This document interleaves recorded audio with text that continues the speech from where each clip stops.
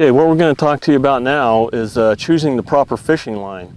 And again, like choosing a lure or choosing a rod, you really have to choose the line with your application.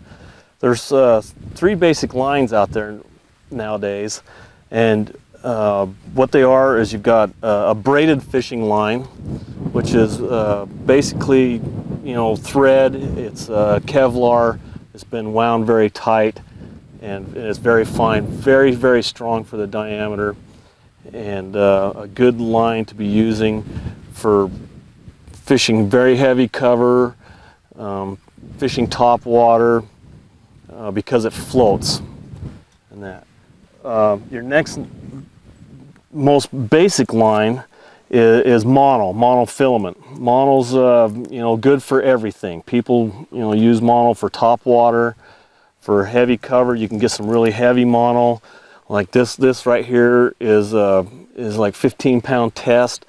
With mono, what you end up getting is you get a big heavy line, and mono also floats and that, so it's good for top water. Now one of the most popular lines are out these days is fluorocarbon.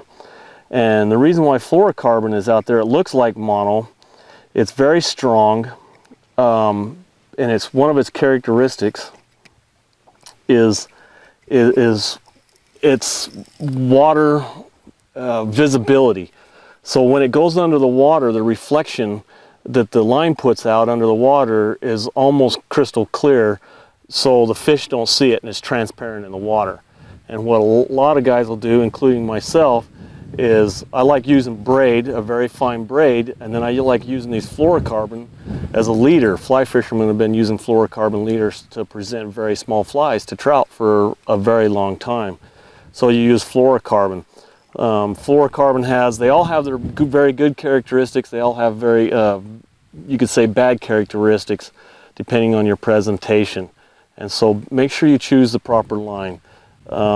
If you're using very small baits, fluorocarbon, catching crappie, panfish, fluoro's the way to go on a real small leader on some braid.